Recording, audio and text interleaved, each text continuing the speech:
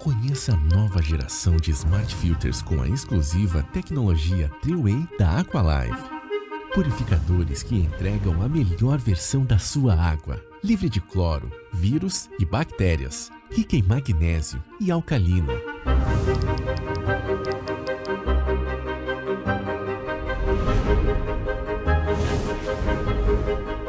A exclusiva tecnologia Triway remove contaminantes e vai além. Faz uma verdadeira transformação na sua água, deixando ela pura, alcalina, magnesiana e muito mais hidratante. Adquirir um Smart Filter Aqualive evita o descarte de 6.000 garrafas plásticas na natureza. Escolha o modelo que mais combina com você e tenha todos os benefícios da melhor água na sua casa. Aqualive, tecnologia a serviço da sua saúde. Olá pessoal, tudo bem? Sejam todos muito bem-vindos a mais um episódio de podcast aqui do meu canal. Canal do YouTube, onde toda quinta-feira às 19 horas sobe um vídeo novo com muita informação, muito conhecimento e sempre com temas voltados à saúde, na tentativa de tirar pessoas da zona da ignorância. Que forte isso, né? É meio agressivo, né? Mas eu tenho usado muito essa palavra porque ela é provocativa. Porque todos nós somos ignorantes em algum aspecto da vida. Eu, por exemplo, sou ignorante em tecnologia. Eu não sei formatar meu computador quando ele estraga. Eu passo para alguém que tem conhecimento. Eu sou ignorante em mecânica. Quando meu motor estraga, o motor do meu carro estraga, eu levo para o meu mecânico. Mas existe um pilar na vida que nós não podemos ser ignorantes em conhecer tudo não, né? Mas conhecer pelo menos o básico sobre saúde para caminharmos em direção a uma longevidade saudável. E o objetivo do nosso podcast aqui é munir você de conhecimento para isso, porque a gente tem que, de uma vez por todas, desmistificar aquela ideia de que para termos saúde, basta ir no médico. Imagina, né? O médico ele vai olhar uns examezinhos teu, vai fazer um check-up e vai dizer o seguinte: olha, você ainda não está doente. Volta daqui um ano para ver se você já está doente. Isso é um grande erro. Não ir no médico. Ir no médico é importante. O grande erro está entre uma consulta e outra, desse tal check-up, você não fazer absolutamente nada para melhorar as chances de que no próximo check-up você continue recebendo notícias boas, né? Porque a gente faz isso muitas vezes. A gente vai no médico, não, tá tudo certo, legal. Então eu vou seguir minha vida de qualquer jeito, ano que vem eu vou lá de novo para ver se já deu o problema. Então, seja muito bem-vindo a esse canal de saúde. Quero começar agradecendo você por estar conosco aqui, o nosso fiel seguidor, mais de 70 episódios de podcast.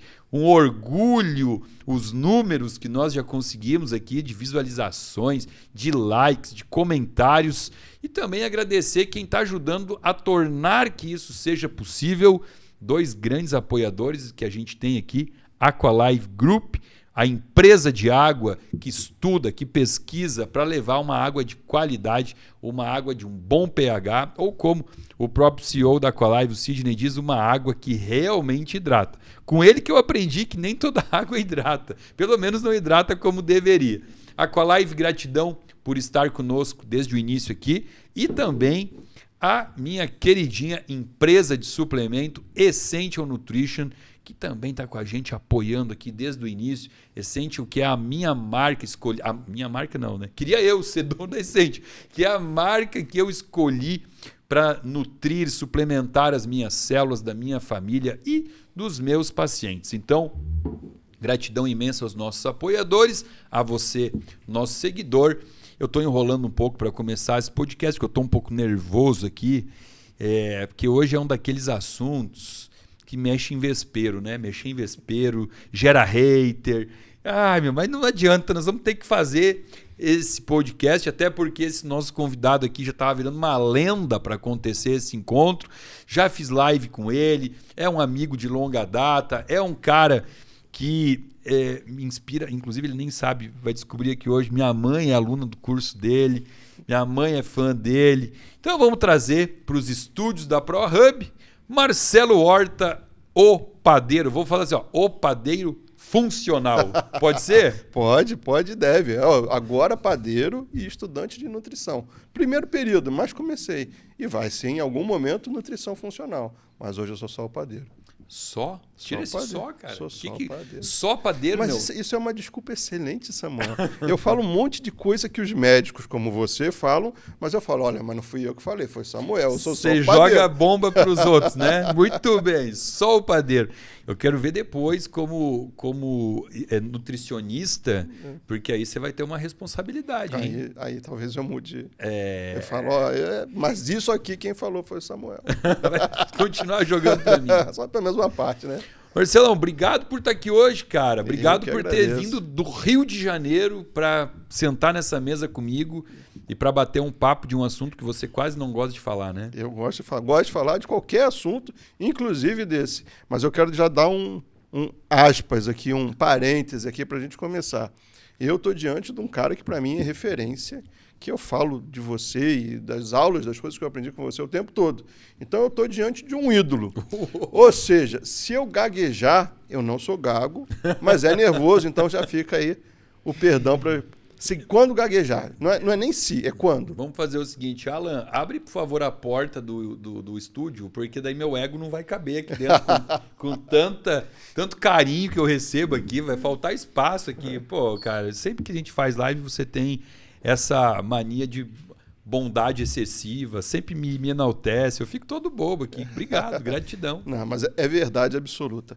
Toda vez que eu faço live, e ó, semana que vem já tem mais lives grandes, as lives estão batendo mais de 10 mil pessoas ao vivo. Uau. Eu sempre conto aquilo que você ensinou naquela tua websérie sobre glúten. Ela faz parte religiosamente de todo o conteúdo de lançamento que eu faço. Eu sempre começo explicando a problemática do glúten, como chegou, quando foi, com base no que eu aprendi com você. É gostoso isso, né? Porque às vezes a gente, assim, você também produtor digital, né? Gera conteúdo. A gente gera um vídeo, joga lá e tá legal, gostei do que eu fiz, mas a gente não entende a repercussão que isso vai tendo, né? E mais do que isso, né? Eu acho que a gente faz as coisas, pelo menos eu faço as coisas de uma forma despretensiosa. Eu sei as coisas que funcionam comigo, que funcionam com a minha família, funcionam com os meus alunos. Hoje a gente tem, graças ao bom Deus, mais de 35 mil alunos. Mas tem uma coisa que você fala que mexe muito comigo. Você fala o que você vivencia no consultório está acima de estudo, de artigo. E eu tenho uma comunidade que está o tempo todo assinando embaixo de tudo que você está falando. Então, isso parece despretensioso, mas se espalha de uma forma porque a gente está ajudando um monte de gente sem perceber. Isso é forte demais, né? Você falou uma coisa muito importante, é a prática de consultório. Porque tem certos vídeos que eu pensei muito antes de fazer. O do leite, por exemplo, é um deles. Foi um adoro. É um que eu quase não fiz, assim. Adoro. Tá? Porque sempre que eu falava alguma coisinha de leite, vem aqueles bombardeios. Ah, mas... Sabe o que as pessoas fazem? Me mandam no Instagram vídeos ou posts de nutricionistas defendendo o leite e ridicularizando quem faz alerta que o leite não... Diz, esses médicos aí que virou modinha... Agora falar mal do leite, aí eles publicam um artigo. E tem artigo. Tem Sim. artigo falando. Leite é anti-inflamatório. Cara, daí eu pensei, não vou fazer vídeo de leite. Mas às vezes não adianta. Você tem que dar a cara a tapa para ele. Aí eu postei meu vídeo de leite lá e, de novo, veio esses bombardeios. Mas daí eu penso assim, bom, em primeiro lugar, eu atendo de 7 a 9 pacientes por dia. Que vêm com as mais variadas queixas relacionadas ao intestino. E praticamente tudo que eles trazem é por causa do intestino. Então vem a rosácea, a rinite, a sinusite, a ansiedade generalizada. Eu falo, cara, eu tiro o lácteo do meu paciente, ele melhora. Tá, daí então o que eu devo fazer quando eu me deparo com um artigo que fala que o leite é anti-inflamatório? Eu já pensei em fazer o seguinte, eu já pensei em imprimir e pedir para o paciente comer aquele artigo para ver se entrando no corpo, se o corpo entende que o corpo tem que aceitar aquele artigo. Ou seja, ele tem que tomar leite e ele não pode mais ter rinite, porque o artigo disse que... Né? Então, aí esse meu vídeo de leite tem, se eu não me engano, tem uns 15 mil comentários. Aí você vai ler os comentários dos 15 mil, 1.000, 2.000. Falam assim, porque meu avô tomou leite a vida toda e nunca teve nada. Porque eu tomo leite e nunca tive nada. Porque é mais um médico desses de postzinho da moda. Aí você lê 13.000 artigos de pessoas falando assim, parei de tomar leite, sumiu minha rinite. Parei de tomar leite, minha dermatite seborreica sumiu. Depoimentos, como você falou, o depoimento... O que vale mais, será? Não é o depoimento? Não, tem os haters e tem o pessoal da sorte. Isso deve ser sorte, coincidência, né? Tirou o leite, tem 13.000 que tiveram sorte. De melhorar. Mas eu penso que a gente está ajudando todo mundo. Porque a gente ajuda esses 13.000 e esse pessoal que é hater, porque ele pega o teu vídeo, vai lá e faz um react na internet falando mal de você. Então você também está ajudando ele, que está se promovendo. Ele está usando, ele precisa disso. Né? Então você está ajudando todo mundo. Mas deixa eu te contar um negócio rapidinho. Tem essa história do leite é muito legal, porque eu tenho um caso real de problema de leite, né?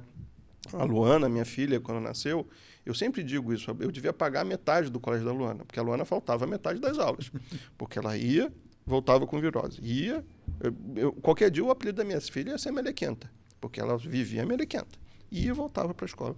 E ela tinha o mesmo pediatra desde que nasceu. E ele falava, isso é assim mesmo, isso é o sistema imunológico, está fragilizado, não sei o quê, vai ganhar. Uma hora vai parar. Eu falei, mas não dá. Ela vai acabar, vai entrar no momento que vai começar a alfabetização, vai desandar, vai descolar de quem não fica doente. Porque o cara é um molequinho que está ali do lado dela, vai à aula direto e ela não está indo. Tem alguma coisa errada. E eu insisti. Ele falou, cara, vamos mandar numa alergista. Aí fez uma bateria de exames, não deu alergia a nada. Aí eu falei, vamos testar de novo? Tem aquele teste que faz 200... A200? Vamos fazer de novo? E aí ela voltou para mim e falou assim, Marcelo... Não, ela entregou o resultado. Ela não quis conversar comigo. Ela entregou o resultado para o pediatra e o pediatra falou assim para mim, Marcelo, a Luana tem uma sensibilidade à caseína. Uma sensibilidade, um toque. Uma coisa levezinha. Uma coisa leve. Não é para você mexer na alimentação dela. Eu lembro das palavras como se fosse hoje. Tirar o leite da alimentação da sua filha vai transformar a sua vida e a dela no inferno. Aí eu falei, já está o inferno. Porque ela está doente direto. A Luana tomava antibiótico que não tinha nem o espaçamento de um antibiótico para o outro. Porque tinha, um ciclo de 3 meses entre um antibiótico e outro. E ela não conseguia, ela estava fazendo sobreposição de antibiótico. Eu falei, cara, não aguento ver minha filha desse jeito. Se é para tirar o leite, vou tirar o leite. Qual era a idade dela? Ela tinha 4 anos, né? 3 para 4 anos. E aí eu peitei e falei, vamos tirar o leite. Aí tirou o leite. 3 dias, ela estava no meio de uma crise. Ela estava fazendo uso de corticoide tópico nasal. Com 3 dias, acordou bem, levantou bem disposta, começou a ir para a escola, parou. Mas o que eu digo é coincidência. Só pode ser sorte. A Luana hoje é um touro, que ela não pega nada. Mas é coincidência. Eu não deveria ter mexido. Porque esse ponto ele tinha razão. Mexer na alimentação. Porque você vai no supermercado. Hoje, uma mãe de classe média vai no supermercado, tem leite em tudo. Então, tem que, primeiro, criar o bom hábito de olhar o rótulo, que a gente não faz isso, né? A gente vê um rótulo lá todo poluído e ninguém está nem aí para isso. Então, criar o bom hábito de ler o rótulo e entender se aquele negócio faz sentido para você. E aí, o que eu acho que é bacana, que eu falo assim, isso eu falo nas minhas lives, que eu falo pra caramba, né? Eu falo isso nas minhas lives, eu não tenho pretensão de tirar o glúten ou o leite da tua alimentação. Mas eu tenho um convite a te fazer, que você teste. Não custa nada testar. Que para mim, testar até é ruim, porque eu sou o embaixador da Celbra, que é a Associação de Celíacos do Brasil. E eles falam, Marcelo, você para de falar isso, porque a gente precisa que o pessoal teste. Eu falei, mas eu preciso que a pessoa pelo menos entenda que está fazendo diferença. Porque hoje a pessoa está numa negação total. Não, todo mundo come pão, todo mundo bebe leite, e minha família nunca teve problema com isso. E aí eu trago 35.000 casos dos problemas, desde a rinite, desde a dor de cabeça, até autismo, até casos mais complicados, que melhoraram mudando a alimentação. Mas aí, é o que eu falo, é coincidência divina. Não é ciência. É que, na verdade, muitas das pessoas que falam que tomam leite ou comem trigo e que não sentem nada, é porque elas estão tentando achar um sintoma diretamente no intestino. Muitas vezes está na rosácea, está na dermatite, A Luana tem Tá psoríase. numa enxaqueca, numa Sumiu. psoríase. Olha aí, ó. Sumiu. Entendeu? A Luana passou os 3 primeiros anos usando um shampoo caríssimo com corticoide, feito em farmácia de manipulação, específico para psoríase. E a psoríase sumiu. Mas sumiu. De sumir de nunca mais, nem sequer dar uma coçadinha. Não sumiu. Você sabe quem é o Murilo Pereira? Sei. Ele fala uma frase que eu gosto, né? Se o teu cachorro tem dermatite, você troca a ração. Eu repito essa Se a frase. tua filha tem dermatite, você passa pomada. Dermagem com corticoide. Lá. É uma coisa estranha isso, né? Não, eu participei de uma palestra dele que ele falou assim, não, olha só, teu cachorro tá com diarreia, você... Ó, o que foi que o vira-lata comeu? Tem uma vira-lata, né? Que cachorro tá com diarreia, ô Bia, ô vira-lata, o que você comeu? Aí quando é seu filho, Imosec. É. O cachorro tá caindo pelo, o que foi que você comeu, vira-lata? Aí quando é criança, produtinho na pele. Então, assim, a palestra do Murilo, para mim, terminou com uma frase assim, você trata o seu cachorro melhor do que você trata o seu filho. E faz sentido, né? Você tem 35 mil alunos, é? Eu não tinha noção que você já tinha 35 mil alunos. 35 doidos que Tem mudaram a alimentação. Tem cidades do Brasil que não tem 35 mil habitantes. Então você já mudou uma cidade. Tem aluno na Nova Zelândia, no Japão, China, tem no mundo todo. Tem gente que eu não sei nem como é que faz para me entender. Deve ter contratou um tradutor lá, mas tá lá. Que show, hein? É um trabalho de formiguinha, já não tão formiguinha assim. Já tá grande. Porque assim, na verdade, provavelmente dessas 35 mil pessoas são esposas que têm filhos. Então, não é mudar a vida de 35 mil pessoas, 35 mil famílias. Né? Mas eu descobri uma coisa. Assim, eu tenho certeza, Samuel, que as mulheres vão dominar o mundo. Porque a mulher é muito mais inteligente que o homem. Muito mais. Porque a mulher... O homem, quando ele resolve olhar para a alimentação, ele está ferrado. Ele já viu que o exame deu ruim, que o médico já mandou comprar Ozempic, já mandou... Já alguma coisa já foi para a cucuia. A mulher começa antes. E aí não é à toa, né, que a gente tem muito mais viúva, né? Porque o homem vai embora mais cedo, né? Mas o segredo tá... Quando eu abro as turmas, eu chamo as mulheres para participar. E a mulher, ela começa, por exemplo, a mudar, sendo o exemplo, a mudar a alimentação da família. Geralmente é fácil mudar para baixo, os filhos aceitam numa boa, até porque se fizer gostoso, comida gostosa... E o teu pão é gostoso. Modéstia à parte, é gostoso. E aí, mudou a alimentação do filho, fica mais fácil mudar o do marido. Aí muda do marido, muda dos pais, uma hora todo mundo vai se render. E aí, o que eu acho que mudou nessa história toda? Eu venho de uma época que o pão sem glúten era muito ruim. Mas era muito... Era intragável. Então, eu fazia provas de degustação de pão e eu falava, Jesus, isso aqui é isopor. É melhor comer isopor. Pega alguma coisa, passa no isopor, vai ficar mais gostoso que isso. E a gente mudou isso. Hoje a gente consegue fazer pães que são tão bons quanto o pão de trigo. Só que a gente tirou glúten, mas precisou de tempo, precisou de teste, E as pessoas precisam provar. Então a pessoa já entra com aquele preconceito. Cara, sem glúten é ruim, sem glúten não é para mim. Aí eu provo, mas isso aqui não é sem glúten, não. Isso aqui não é sem glúten nem ferrando. E aí eu faço um outro desafio. Faz um empadão de frango na sua casa, mas não fala que é sem glúten. Lógico, deixa o povo comer. falar? Deixa o povo comer. Eu já fiz gente comer jaca na minha casa, achando que era frango. Meu pai já me fez comer um cérebro de macaco uma vez, falando que era frango. Uma dessas viagens loucas aí. Cérebro de macaco. Cérebro. Você me lembra Indiana Jones. Não, é isso aí. Não é ela? Isso aí. Indiana Jones. Eu ainda vou falar sobre isso com a minha terapeuta um dia. Agora é o seguinte, eu comecei um papo, a gente já descontraiu e eu pulei a parte mais importante. Quem é o Marcelo Horta aí? Conta pra nós a história do pão na tua vida.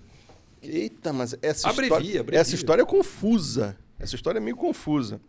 O Marcelo Horta é o pai da Luana e o pai da Bia. A Luana é a humana e a Bia é a vira-latinhas, que acabou de ser castrada, tá com um coletinho lá. A minha vida toda eu trabalhei no ramo corporativo, eu era gerente de tecnologia, virei executivo de tecnologia, mas eu sempre sonhava em fazer alguma coisa relacionada à gastronomia. Um belo dia eu estava num emprego muito ruim, financeiramente muito bom, mas que estava me deixando muito triste. E aí eu falei, cara, vou pedir demissão desse trem. Chamei minha esposa para conversar, falei, olha, botei num jantarzinho bacana, um vinhozinho na mesa. Virei para ela e falei assim, ó, eu vou pedir demissão. Ela fez assim, nossa, eu pensei que você ia pedir o divórcio. Eu falei, então tá bom, comecei bem. E aí eu desenrolei, fiz um acordo financeiro com ela, ó, você vai pagar isso, eu vou fazer isso, eu tenho uma meta de faturamento tal, e eu vou sair do mundo corporativo e vou fazer pão. E eu fazia pão de trigo. Eu fazia pães de trigo de fermentação natural. Em casa? Em Ou casa. você montou? Em casa e dava aula em casa, ensinava as pessoas em casa. Meu negócio nunca foi vender o pão. Eu até tenho no Rio 2 empresas de panificação, mas meu negócio é ensinar. O que eu gosto de fazer é dar aula. E aí eu chamei ela para conversar, a gente teve aquele momento tenso e eu comecei a fazer os pães para vender, porque meu objetivo virou, eu tenho que faturar R$5.000 por mês vendendo pão, que aí eu consigo ajudar aqui em casa e vai ficar tudo bem. Só que eu estava ganhando já mais do que isso, já com os cursos, e estava tudo bem. Então era uma coisa mais ou menos, um risco mais ou menos calculado. Mas aí, eu como executivo, eu fazia um check-up. Tem empresas grandes que fazem aquele check-up executivo, você entra, fica o dia todo fazendo exame.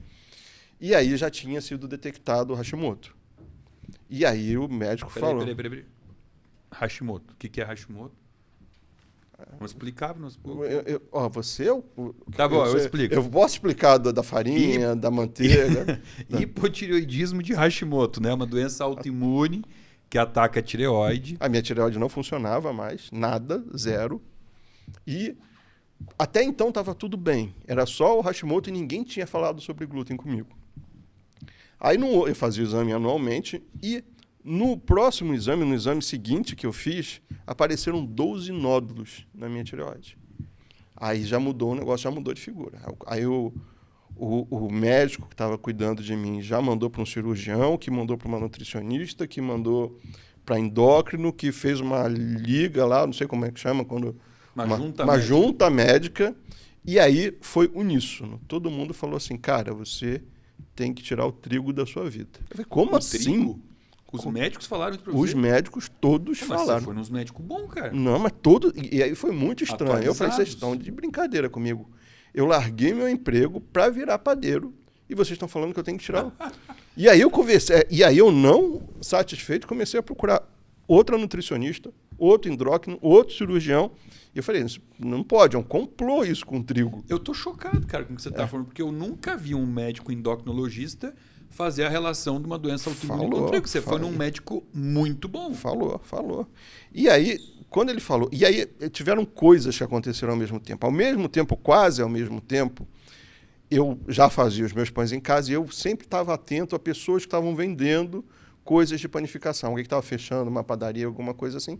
Eu ia lá, eu quero comprar o forno, eu quero comprar não sei o quê. E aí uma chefe, que era amiga minha, falou assim, Marcelo, tem uma menina que ela teve câncer, ela está indo embora do Brasil, ela vai para Portugal, e ela botou a padaria dela à venda. Você não quer dar um pulo lá, ver os equipamentos? Eu quero. Quando eu cheguei lá, era a Cozinha Crunch, que é a minha empresa de panificação hoje. E a Cozinha Crunch era uma empresa sem glúten. E aí eu falei, cara, eu não quero o forno, eu quero a empresa. Porque não sou só eu que preciso tirar o glúten, tem um monte de gente que está pedindo. E aí tinha um cara, dono de um estúdio, que ele virou para mim e falou assim, Marcelo, eu compro seus pães de trigo, mas eu não como. Um senhorzinho, gente, pensa num cara com comorbidade. O cara tinha diabetes, tinha glaucoma, tinha todo ferrado. Um senhorzinho todo esculhambado. E ele virou para mim e falou assim, Marcelo, eu queria te fazer um desafio. Eu queria que você fizesse um pão sem glúten para mim, mas não pode ser pão sem glúten igual ao do supermercado, aquele pão de forma. Eu quero uma baguete. Eu gosto de baguete francesa, eu quero... E desde que eu descobri que eu sou celíaco, primeira vez que eu ouvi a palavra celíaco na vida, ele falou assim, desde que eu descobri que eu era celíaco, eu nunca mais comi uma baguete. Eu falei, tá bom, vamos fazer. Eu quero que seja um pão de fermentação natural, já que você faz pão de fermentação natural. Cheio de desafio. Eu falei, cara, eu vou fazer. E aí comecei a treinar em casa, já sabia fazer pão sem glúten, e aí fui ajustando a fermentação natural, levei o pão para o Paulo lá. Ele falou assim, Marcelo, cara, você tem que parar com pão de trigo e fazer esse, porque esse está melhor do que o pão de trigo. E, modéstia à parte, eu achava meu pão de trigo o ó do Borogodó. Ele falou, cara, tá muito bom isso. Eu falei, pô, então, cara, o universo está conspirando para eu fazer coisas sem glúten. Então eu vou começar a fazer. Eu tenho esse talento. E aí aconteceu a coisa mais bizarra do mundo, porque eu estava muito ruim. Mas hoje eu olho, você lembra aquela foto do Maradona todo inchadão? Eu tenho uma foto igual, tudo inchado, estava com 106 quilos, Caramba. os exames tudo lascado, gordura intravisceral 20, eu ia morrer. E aí, quando a nutricionista mudou a alimentação, e ela, sem brincadeira, Samuel, ela só tirou o glúten. Ela não mudou nada, jejum intermitente, nem falou sobre isso, ela só tirou o glúten. Cara, em um mês eu perdi 12 quilos. E aí eu liguei para ela e falei assim, ô, Roberta, tem alguma coisa errada. Ou com a minha balança, ou com a tua dieta, ou eu tô morrendo. Ela falou, Marcelo... com câncer, tá emagrecendo demais. Ela falou assim, Marcelo, você não tá emagrecendo, você tá desinflamando. Aí eu falei, caraca, agora eu vou começar a pesquisar esse negócio mais a fundo. E aí que eu fui descobrir o que era o glúten, o que estava acontecendo, por que tinha tanta gente. E aí eu comecei a desafiar as pessoas. Falei, cara, faz o teste. Tá dando certo tudo. E eu vou te falar, Samuel, 100%. Pode ser, quem está me assistindo aqui pela primeira vez, pode ser você, pode ser a primeira pessoa a falar para mim, eu tirei o glúten e nada aconteceu. Porque 100% fala, melhorou alguma coisa. Alguma coisa melhorou. Ou desconforto abdominal, mas tem de tudo. Tem desde o desconforto abdominal até mães que relatam os casos de crianças com autista que mudam o comportamento quando tiram. Então tem de tudo. E aí eu sempre faço esse desafio, essa proposta. Testa, vê o que vai acontecer. E aí pode ser que a pessoa me surpreenda e fale, olha, eu testei e não aconteceu nada. Mas não é o caso. Eu não sabia dessa história. Da tua história. São várias histórias que se juntam. É um complô, junto com como você falou, a Liga Médica, ou como é? A Junta Médica montou um complô tão grande que não foi só... Te convenceram. Exatamente. Virou o mundo todo para mostrar que tinha alguma coisa errada. Você vê, né, cara, a minha história dentro da mudança alimentar também foi para me tratar, né? Geralmente as histórias são assim, né? A gente começa para nós e a gente se sente tão bem que a gente fala, eu não posso guardar isso para mim. Chega a ser feio, é um pecado eu guardar essa informação. Me fez tão bem, né? E falam muito para mim assim, putz, Samuel, tu tem um tesão quando tu fala de medicina integrativa. Então eu falo, mas é óbvio que o troço mudou a minha vida. Como é que eu não vou querer falar disso com um brilho no olho? Eu quero que as pessoas experimentem isso. E o que acontece, e aconteceu muito comigo, e eu hoje, quando estou frente aos pacientes, tipo hoje, né? Hoje eu até não tangenciando o assunto, eu já volto para o que eu ia falar, mas hoje eu atendi um paciente aqui em São Paulo, que é um perfil diferente, porque o paciente que chega para mim hoje é um consumidor do meu vídeo, dos meus vídeos, ele chega instruído. E hoje sentou um paciente na minha frente, eu comecei 50 anos de idade, comecei a fazer pergunta pro cara. E aí o que ele me disse? Ele tirou as amígdalas lá na infância. Tá, legal. Aí tirou as amígdalas, segue a vida, né? Aí depois ele descobriu uma retocolite ulcerativa. Aí ele não tirou uma alça do intestino grosso, ele tirou todo o intestino grosso. Ele tem uma ileostomia dentro da barriga, só tem intestino delgado. E aí o que ele fez? Ele continuou a vida igual. Aí ele tem um diagnóstico de espondilite anquilosante, uma doença autoimune. Aí o que ele fez? Começou a tomar remédio biológico, né? Aí ele tem gastrite, esofagite e úlcera. O que ele fez? Omeprazol. E agora o último remédio inserido na vida dele, o Ozempic para emagrecer. Eu vou ouvir essa história, né? E isso vai muito ao encontro do que eu chamo de emburrecimento coletivo, que é aquela coisa assim, fazer o que todo mundo faz e nunca parar para pensar, mas será que tem alguma coisa que eu podia mudar na minha vida para não continuar adoecendo? E eu comecei a provocar ele, sabe? Perguntar. E eu via que ele é um paciente que não tem conhecimento algum. Mas como é que tu chegou até mim? Ele, não, eu tenho uma terapeuta que cuida de mim, que ela é holística e tal, e ela me... E ele me disse assim, não, eu fui nela e estava conversando sobre meu mau hálito, que eu tenho um mau hálito que incomoda a minha parceira e tal. E ele veio até mim, olha só, ele veio só pelo mau hálito, que é a única coisa que incomodou ele. Todo o resto da vida, os diagnósticos, nada disso fez ele parar para pensar. Ele veio pelo mau hálito, né? E aí eu comecei a perguntar para ele, mas tu entende um pouco? Tu sabe? Cara... nível de conhecimento sobre saúde, zero, assim, né? Daí ele, não, mas é que eu uso o Ozempic porque eu sou compulsivo. Como assim eu sou compulsivo? Existe um gene da compulsividade que você nasceu com isso? Ou será que você está compulsivo porque o teu intestino não fabrica nada de neurotransmissor. E aí ele assim, mas o que é neurotransmissor? O que o intestino tem a ver com isso? Zero conhecimento, né? E por que eu lembrei dele e citei ele? Porque aí, voltando ao que eu estava falando, eu entendo as pessoas hoje quando elas estão na minha frente doentes e que elas não se dão conta que elas estão muito abaixo do que elas poderiam estar produzindo. Porque eu, quando estava lá nos meus 22 anos de idade, com rinite sinusite, eu estava igual a Luana. Era antibiótico atrás de antibiótico. Amoxicilina e clavulanato. E, cara, eu vivia de antibiótico. Eu tomava remédio para TDAH, eu tomava remédio para transtorno de ansiedade generalizado. Eu tinha aftas na boca migratórias. Quando estava cicatrizando a daqui, já estava outra aqui. Era uma afta atrás da outra. Cara, eu achava normal. E um nível de fadiga e cansaço que eu achava normal. Porque como é que eu vou comparar uma versão medíocre minha com uma super versão que eu não conheço? Né? Antes do podcast começar, a gente estava falando de carro aqui, não estava? Claro. A gente gosta de carro. Aí eu falo, cara, se tu nunca dirigiu uma Lamborghini, como é que tu vai saber se a tua BMW é um bom carro ou não? Tu diria, é bom, mas tem o ótimo. Não existe o ótimo, conheça o ótimo. Como você disse, se permita fazer o teste. Você tem que conhecer a tua melhor versão antes de falar qualquer coisa ou se contentar com algo nota 5. Não é? Com certeza.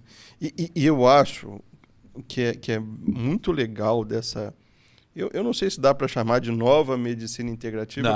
Não. Desculpa, não fala isso. É velha. É velha. Porque 5.000 anos atrás, a medicina ayurveda chinesa tratava as doenças pelo intestino com a comida. Não ouse chamar de nova aqui, já não está mais aqui quem falou nova. É nova para mim. Mas aconteceu uma coisa que foi assim, muito surreal quando eu mudei a alimentação, quando eu tirei o glúten, quando eu tirei o leite. Eu não consigo me lembrar, Samuel, da última vez que eu fiquei doente. Eu tenho meus suplementos, eu tomo vitamina D, eu tenho meus suplementos lá. Eu suplemento algumas coisinhas que a minha médica manda eu tomar, mas eu não fico doente. Ficou chato isso que você falou agora, tá? Olha o que você acabou de falar. Que tirar o trigo e o leite da tua vida te deixou sem memória. Porque eu esqueci. Eu não lembro quando... Então, mas é isso. Aí provavelmente tem que tomar um remédio para TDAH, para déficit de atenção, para ansiedade. Tudo dá para interpretar do jeito que quiser. Vai ter gente pensando, então ele parou de comer trigo e ficou desmemoriado, não tem memória. Eu tinha uma carteirinha, Samuel, de sócio da farmácia. Eu andava na farmácia. O cara da farmácia me via na rua, ei, Marcelo! E aí, não vai comprar o antibiótico agora? E eu passava lá, comprava os remédios e a Coca-Cola. Para fechar com chave de ouro, passava assim no caixa. Assim, que vende na farmácia, inclusive. Vem, a farmácia agora vende sorvete, vende picolé. Tá, chocolate, tem tudo na drogaria, né? Os caras pelaram de vez, né? Mas, assim, eu não fico... Eu acho muito estranho isso. Porque as pessoas sentam do meu lado... Pô, essa semana eu estou sentindo dor de garganta. Eu falei, mas me fala aí, o que você está comendo? Como é que é a tua alimentação? Como é que é o teu estilo de vida? E aí, as suplementações básicas eu pergunto, mas eu sou só o padeiro, lembrando, eu sou só o padeiro, mas eu pergunto, e eu falo assim, cara, tem alguma coisa errada. Você não está dando uma escapulidinha, não? Porque não é possível, porque a galera, e tem meus alunos, que eu sei, eu conheço meus alunos, conheço pelo nome, grande parte deles, que eu sei que são estritos ali, eles não fogem, não pulam de jeito nenhum a dieta. E eles não ficam doentes também. Então, assim, cara, eu não sei se pode falar palavrão, eu tinha um professor que ele falava assim, cara, quantos anos você tem? Aí você dava a idade para ele. Eu tenho 35 anos. Ele falava assim, então você está fazendo merda. Porque a vontade que eu tinha que falar era isso. Não, você tá ficando, você está ficando com rinite toda hora, está ficando com sinusite toda hora. Até a menina que trabalha lá em casa falava, poxa, Marcelo, eu tenho labirintite que não cura a vida. Eu falei, você não cura porque você não tem vergonha na cara, porque eu estou cansado de te dar a solução. Aí eu precisei pagar a nutricionista dela, para ela ouvir da nutricionista, já que eu sou só o padeiro. Aí eu ouvi da nutricionista famosa, aí foi e tirou. Mas assim, acho que as pessoas desacostumaram a ter saúde. E isso é uma coisa que me incomoda, porque eu acho que a vida que a gente tem... Hoje, se você me perguntar, Samuel, eu sou um cara muito feliz. Assim, e eu fico feliz com coisinhas pequenininhas. Eu te presenteei aqui com um disco de vinil. Não, você trouxe dois. Dois. Aliás, muito Mas, obrigado. Assim, ouvir música é uma coisa que me deixa muito feliz. Eu faço terapia. Acho que todo mundo deveria fazer terapia. Terapia é uma coisa maravilhosa. A terapeuta uma vez me perguntou assim, Marcelo, por que você faz as coisas que você faz? Eu falei, porque eu adoro viver. Eu acho viver bom pra caramba. Eu não fico doente, eu aproveito o dia, as mazelas que eu escuto ganha as dinheiro pessoas. com o que gosta. Assim, a vida é maravilhosa. E aí, o que eu mais escuto é colegas, conhecidos que eu tenho, que fazem terapia, vão lá falar, poxa, mas a vida não faz mais sentido, tudo para mim é ruim, eu já durmo pensando em coisas ruins, acordo. Eu falo, mas tem uma coisa muito errada. E aí, a proposta que eu faço é sempre a mesma. Mude a alimentação. Você é o que você come. Muda a alimentação e vê se você... Porque é um ciclo de coisas ruins. Eu digo que é um ciclo de bosta. Porque você se alimenta mal, aí você dorme mal, está com azia, se sentindo mal, estufado. Aí você dorme mal, você acorda mal. Porque ninguém vai num rodízio de pizza de noite e acorda de manhã falando, vou malhar, acordei com tesão, vou malhar aqui, que não vai. Vai acordar chororó. E aí vai tomar café da manhã e mete aquele pãozinho com manteiga ou leite. E o refluxo continua. E aí o almoço enche, aquele prato cheio de carboidrato, tudo desregulado. E aí, assim, você vai... Tem uma amiga minha, médica também, que ela fala assim, a forma que você acorda, as coisas que você faz quando você acorda vão ditar como vai ser o seu dia. Então você está num ciclo de bosta que você não consegue melhorar. Então... Outro dia eu estava conversando com o Dr. Wesley, que eu gosto bastante do Wesley, da questão do jejum intermitente que eu faço, aprendi a fazer com ele.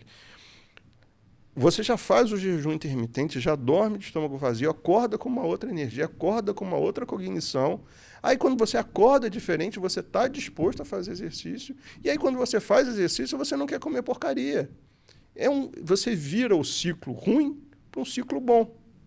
E assim, eu não entendo porque as pessoas não fazem isso. Porque às vezes é um passo pequenininho. Parece que mas aí tem que mexer no pãozinho, tem que mexer no leite. E aí todo mundo, mas meu avô morreu com 105 anos comendo pãozinho e tomando leite a vida toda. E aí tem que contar toda a história, explicar e fazer o desafio. Testa. E aí vê. Pode ser que você chegue à conclusão, me surpreenda, de que não mudou nada. Mas não é isso que está acontecendo hoje em dia. Sabe, isso que você falou é uma realidade que, assim, eu posto minha vida no Instagram. Que, aliás, eu sinceramente, acho chato ter que ficar alimentando rede social. Eu adoraria nem ter rede social, mas eu já entendi que isso é uma forma de motivar pessoas, inspirar pessoas. Então, eu faço para ajudar pessoas a verem o que é possível quando você tem uma boa alimentação, quando você medita, dorme bem e tal. Aí eu postei essa semana minha vida aqui em São Paulo, né? Que começou, inclusive, na terça-feira, segunda-feira à noite, lá em Porto Alegre. Eu postei meu treino lá às 10 da noite, de segunda. Aí, terça de manhã, eu postei. Estou em São Paulo aqui, galera, já estou em São Paulo, trabalhei o dia todo e tal. E aí, dia terça, eu fui descansar de noite. Quarta-feira, 8 da manhã, aqui em São Paulo, atendimentos, direitinho, até às 19. E às 19 de quarta, então, eu vim aqui para esse estúdio e gravei um podcast que foi até umas 10 e pouco, né? 10 e meia. Não, o primeiro a gente puta. O primeiro atrasou. O primeiro atrasou. Atrasou, foi com o pessoal da Essente aqui. Foi até 11h40 da noite.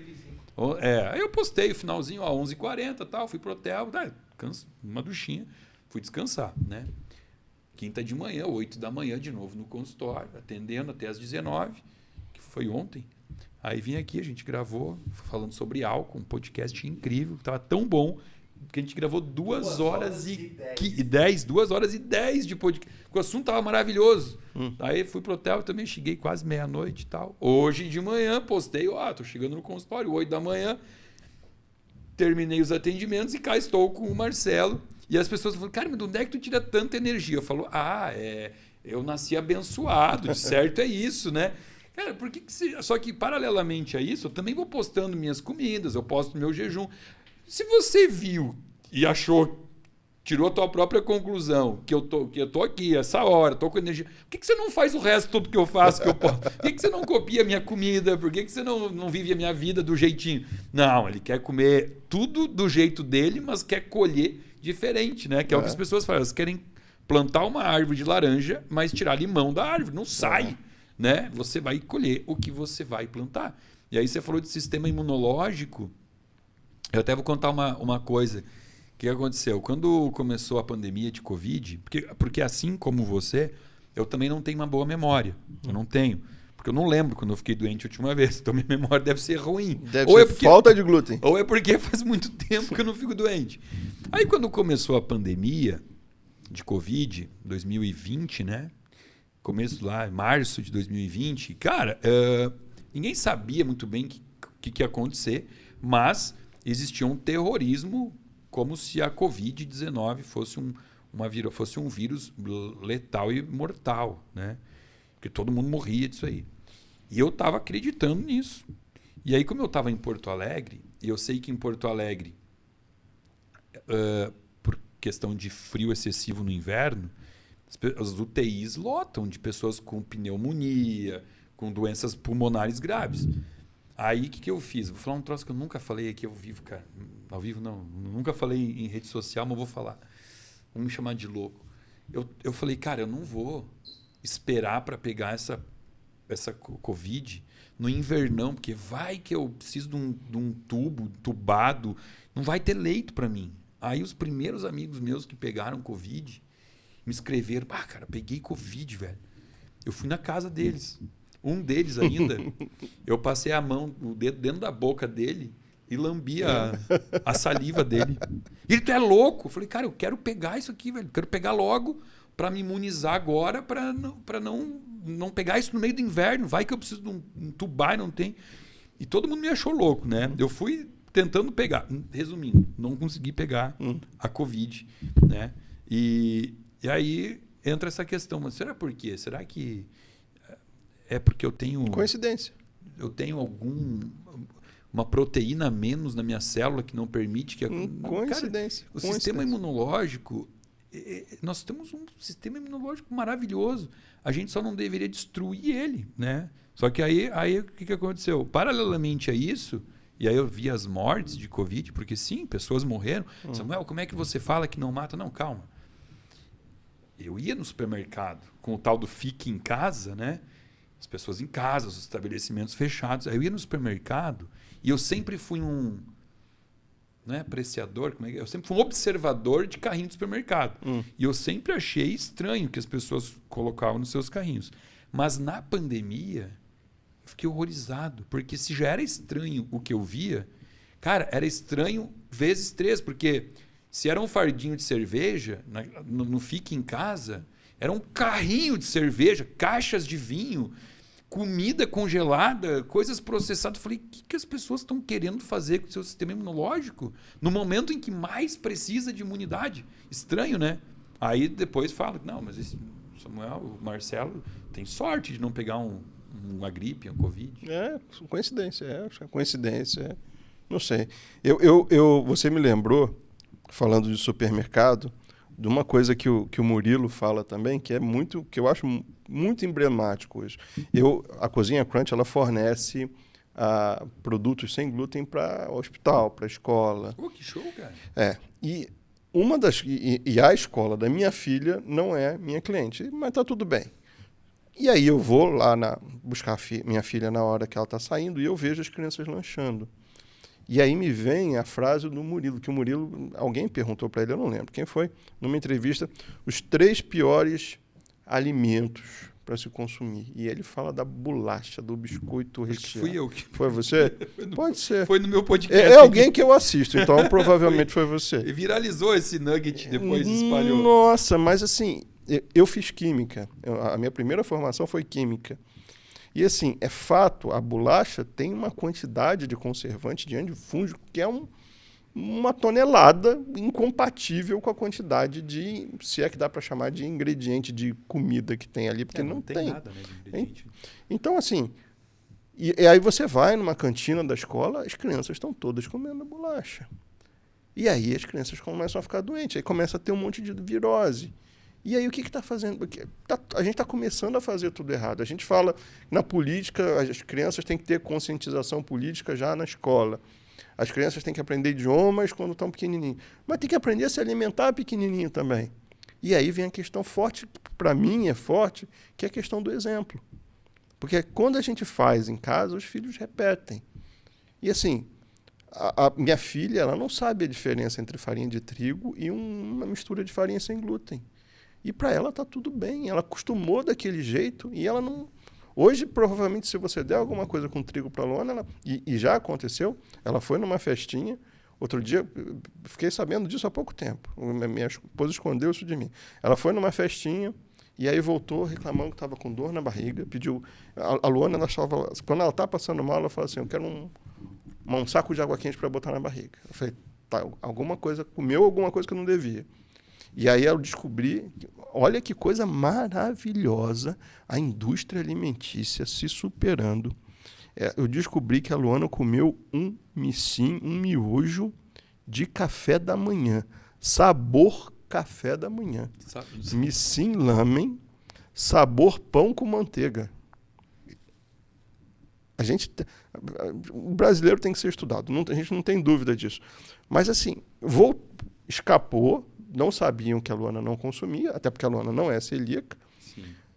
Não sabiam, deram miojo e ela comia, porque ela não sabe o que é um macarrão com glúten e um macarrão sem glúten. Ela vai comer. E aí ela chegou em casa reclamando, estava com dor na barriga. E aí, poxa, eu entro nas escolas e vejo aquele monte de criança comendo, só tem porcaria. E, poxa, o colégio que a minha filha está, não quero ser snob com o que eu vou falar, mas é um colégio... Bom, uma classe média alta. Então, assim, as pessoas têm consciência sobre escolhas alimentares, sobre o que comprar no supermercado, e estão botando porcaria o tempo todo na alimentação das crianças. E aí já vai criar um adolescente com problema, adultos com problema, e com esses vícios alimentares que hoje estão detonando a saúde de todo mundo. Eu falei aqui em algum podcast que eu gravei aqui, eu contei a historinha. Você não sabe, mas a minha mãe... Até o ano de 2019, ela era a tia da cantina do colégio que eu estudei. Ela foi ontem que a gente falou aqui, né? 25 anos, ela foi proprietária do bar do colégio Nossa Senhora do Carmo, que é um colégio La Salista, lá de Caxias do Sul. E hoje eu penso, né? Na época eu nem me dava conta disso. Cara, era um bar modelo, assim, era um bar muito moderno, bonito mesmo. Minha família sempre foi muito de fazer bem feito as coisas, né? Bem feito não quer dizer que fosse boa a comida, mas assim, era um bar modelo.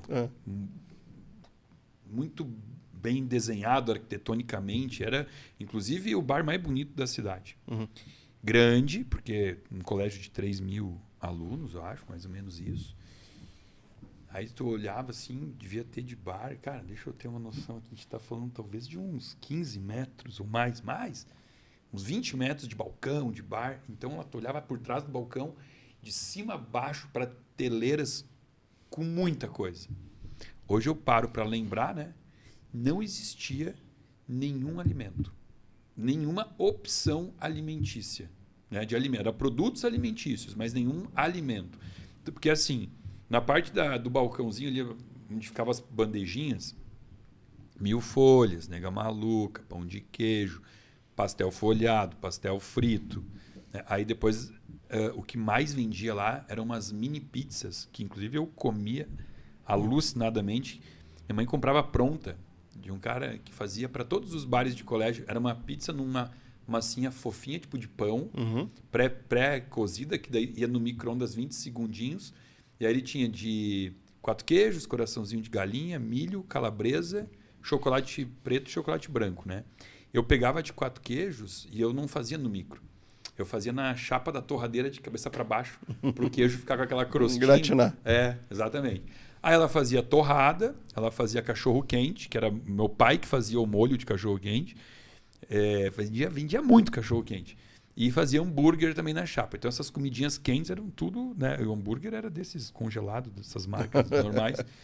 E, cara, toda a infinidade de Alma Chips, de chocolate, de pirulito, de bala. E aí eu penso assim, poxa, aliás, vendia água. Além de todos chá em latinha, tudo. Água. Era a única coisa que tinha ali que pudesse ser chamado de alimento. Aí você pensa assim, tá, era um dos melhores colégios da cidade. Tá? Vamos supor que existisse, nem sei se existia, porque naquela época não se falava de alimentação saudável, que existisse uma mãe ali que se preocupasse com isso. Primeiro que ela não tinha opção de dar dinheiro para o filho ir para o bar, não tinha o que comprar. Uhum. Aí, olha que complexo ser pai, ser mãe. Cara, é quase que como é que eu vou te explicar? Não é modinha, mas assim, é descolado a criança levar o dinheirinho no bar do colégio. Ela vai criar uma criança traumatizada, porque ela vai mandar uma lancheirinha com a comidinha. Aí essa criança olha, pô, todo mundo comendo biscoitinho recheado e tal. Só eu aqui que vou comer maçã, que vou comer uma banana. O mundo não favorece. Ele parece que conspira contra, né? Pessoas que querem manter seus filhos saudáveis. Eu trouxe essa reflexão porque você falou do colégio da tua filha. Então, mas a Luana está promovendo ela no auge dos seus 8 anos. Ela chega lá, ela fala assim, tá vendo essa Ana Maria? Isso aí é uma porcaria. Isso aí você abre, não dá mofo. Você come, não é recheio, e ainda tem glúten que te faz mal pra caramba. Ela fala. E ela senta, ela tá na mesa para jantar, ela fala, não, papai, porque tem uma amiguinha que todo dia consome leite. E ela fala que é sem lactose. Eu já expliquei para ela que o problema é a caseína. Eu falei, tá bom. Com 8 anos. Tá, embaixadora da nutrição do colégio. Tá convertendo meia dúzia lá. Já tem meia dúzia que ela já salvou. Vamos chamá-la de terrorista nutricional, que é o título que mais usam hoje. Tá. Radical, a Luana é radical. Aí isso volta naquela história eu não sei se tem problema falar isso. Se eu tiver, a edição corta, né? Uma vez eu fui num seminário do Ítalo Rachid, um seminário de longevidade, aqui em São Paulo.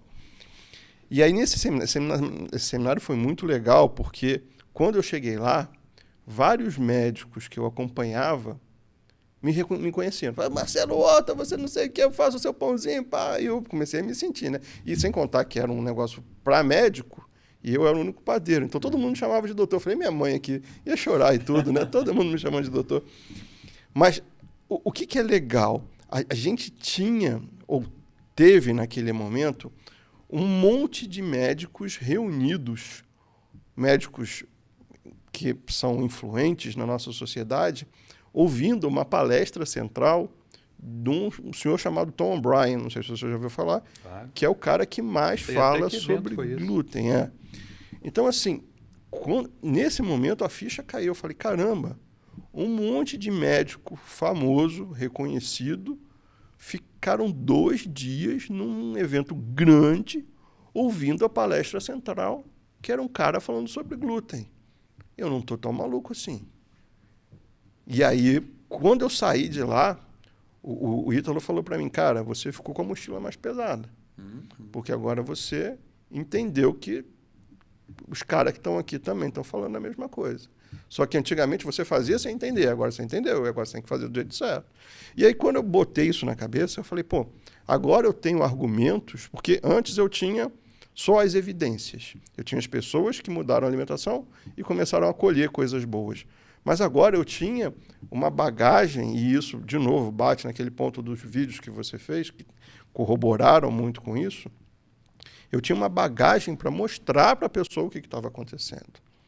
E quando a pessoa entende aquela cascata inflamatória que começa com a alimentação, quando todo o problema da problemática do aminoácido chegando grandão à cadeia, a proteína grande chegando no intestino e não sendo absorvida, quando ela começa a conectar as coisas e ela chega nas ites e nas doenças autoimunes, ela vê a conexão das coisas, ela fala, não, agora eu tenho que testar. Porque ele me convenceu. Pode ser que ele esteja falando besteira e que não dê em nada, mas nesse momento ele me convenceu. Fez sentido. Fez sentido. Só que aí tem um outro problema, que é eu entendi o problema todo, mas eu não sei resolver. E aí eu mostro a solução. Então tá aqui, agora você vai aprender a fazer o pão comigo. E aí, teu problema está resolvido. Você tem que aprender... continuar podendo comer o pão. E não só pão, macarrão, Sim. pastel, as coisas que você come que dependiam do trigo, agora você não precisa, você pode fazer igualzinho, só que sem o glúten. A gente só tirou o glúten, a gente montou uma farinha de trigo perfeita, que ela está igualzinha como ela era, só que sem o glúten. E aí quando a pessoa entende que ela consegue fazer qualquer coisa, e aí vira até um negócio louco, porque o pão de trigo tem a técnica de desenvolver o glúten, que a fermentação já é mais complicada.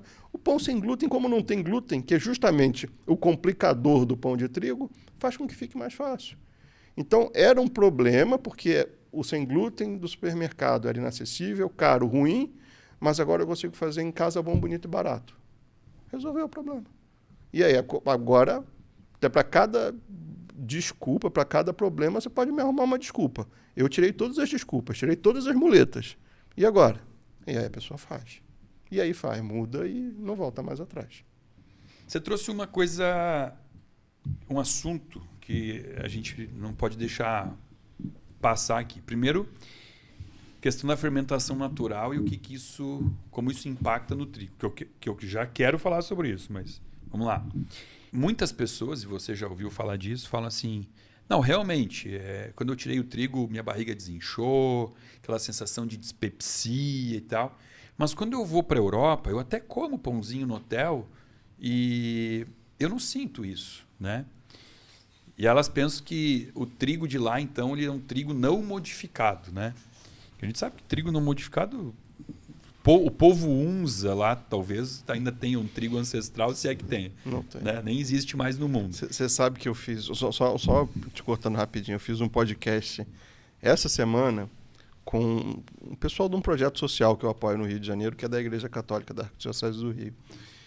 E eles ficaram extremamente preocupados com isso. Como é que o trigo de Jesus Cristo não existe mais? Eu falei, não existe mais, mas segue o baile. Tem tanta coisa da época de Jesus Cristo que não existe mais. Por que o trigo não poderia, né?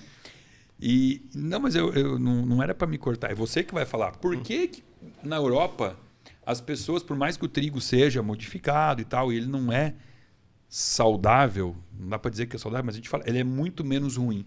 Por que no Brasil existe esse fenômeno de estragar mais ainda o trigo?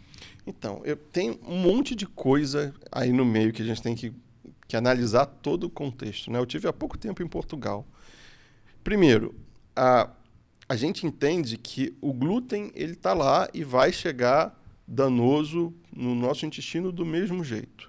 O que acontece? Quando você tem uma fermentação... Porque não é a fermentação, e isso é um mito da panificação, né? A gente tem que entender que consumir, inclusive o Tom O'Brien fala sobre isso, né? Consumir alimentos fermentados é extremamente benéfico para você equilibrar a microbiota intestinal. Mas a fermentação natural, ela tem uma capacidade limitada. E a fermentação natural, ela atua muito mais em cima do carboidrato, porque é um bichinho que está ali se alimentando. E você tem, num grão, uma disponibilidade de carboidrato muito maior do que de proteína. Ele vai se alimentar de carboidrato. Então, se criou a história de que a fermentação natural resolve o problema do glúten. Isso não é verdade. Mas na Europa se faz uma outra coisa, que não é necessariamente a fermentação natural, é a longa fermentação. E a longa fermentação, sim, melhora a digestibilidade do pão. É diferente. Sim. Ser longa fermentação é diferente de fermentação natural. Sim, fermentação natural é o mesmo fermento que você compra naquele pacotinho, só que naquele pacotinho... Não é o levain. O levain é a mesma levedura. É a mesma levedura, só que ela é potencializada, turbinada, ela é concentrada e seca para ficar naquele potinho e durar mais e fazer o pão crescer mais rápido. Então o segredo é você baixar a temperatura e fazer com que o pão fermente por mais tempo. Mas não é só isso. Que a gente... Eu estava em Portugal, passei um bom tempo em Portugal, é tudo diferente. A gente não pode analisar só o pãozinho. Porque você vai para Portugal, eu fiquei vários dias em Lisboa, dificilmente você vê pessoa obesa, você vê idosos obesos, você vê Portugal, Lisboa é cheio de ladeira. E eles estão subindo e descendo aquelas ladeiras o tempo todo. Aí Subir aquela liberdade ali já é uma maratona. Aí você entra no supermercado. Outra coisa que é bizarra, né? Que você vai aqui no Brasil, você vê 2 farmácias por quarteirão, por bloco. Lá você anda pra caramba, você não vê uma farmácia. Aí você entra no supermercado em Portugal, você tem, primeiro, hortifruti granjeiros. Depois você tem alimentos, comidas de verdade, arroz, feijão. Você vai, a parte de porcaria ultraprocessada está num cantinho que ninguém dá bola. Então, não é a gente analisar, eu fui para Portugal e comi um pão. Não. Você foi para Portugal, você modificou todo o teu estilo de vida e você não percebeu. Que aqui no Brasil, você fica sentado no Netflix pedindo pizza na Domino's, na terça-feira que vem 2 pizzas no lugar nenhum. Pô, é claro que lá vai ser diferente. Você mudou a tua vida toda. Então, assim, não é a fermentação. A fermentação natural não resolve nada. O que resolve é você tomar vergonha na cara e mudar tudo que está te fazendo mal. Tá, mas aí por que o pão da Europa ele é duro? Isso é uma outra coisa que é importante também. A gente tem... O que é velho? Eles deixam envelhecer. Vamos pensar no pão francês. Aqui chama... Lá na sua terra é cacetinho, né? Cacete é feio, né? Dependendo de onde for. Tem gente que acha bonito. Lá no Rio de Janeiro chama pão francês. Aqui em São Paulo acho que é pão francês também. O que é o pão francês? Vamos pensar no pão. Agora vamos analisar o trigo. Você pega um pão que você viu numa padaria, uma foto de um pão que você curtiu, um pão rústico. Como é que é aquele pão? Ele é branquinho ou ele é muito mais queimadinho? Ele é muito mais queimadinho. Lá na Europa você não vê pão branquinho. Você vê sempre pão francês pão. Não existe. Não. Nem na França existe pão francês. O pão francês é a baguete que a gente cortou pequenininho aqui, né? Só que o pão francês ele foi extremamente modificado também, independente do trigo. Mas eu vou chegar no pão francês. Mas você pensa naquele pão europeu, ele é um pão extremamente alveolado. Ele tem aqueles buracos grandões. Agora pensa no miolo do pão francês.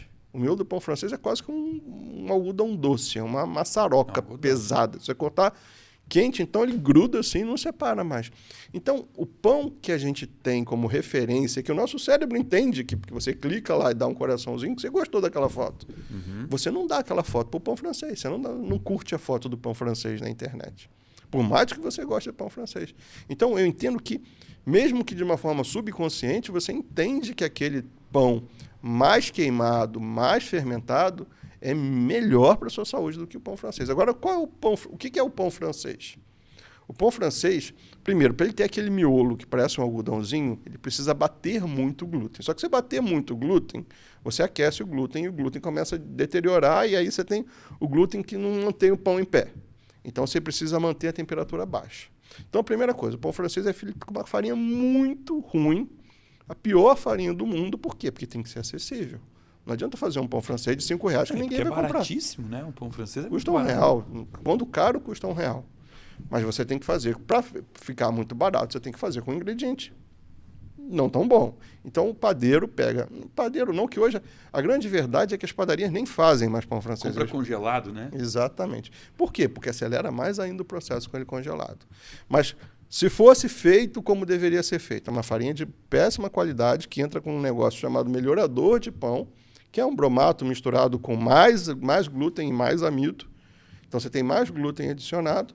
E aí o padeiro bate aquela massa de pão com gelo, porque é tanto batimento para desenvolver tanto glúten que ele tem que manter a temperatura baixa e ele coloca gelo no lugar da água. Gelo? Gelo no lugar da água. Só que aí, como ele baixou muito a temperatura da massa, a fermentação é uma fermentação orgânica, então você tem um bichinho que reage à temperatura. A gente pensa em fermentação, sei lá, se eu colocar um bife aqui em cima da mesa, ele começa a fermentar. E aí você sabe que se está calor, vai fermentar mais rápido, né? Eu gosto muito do exemplo que eu falo assim, você cozinhou, fez um feijão e esqueceu fora da geladeira.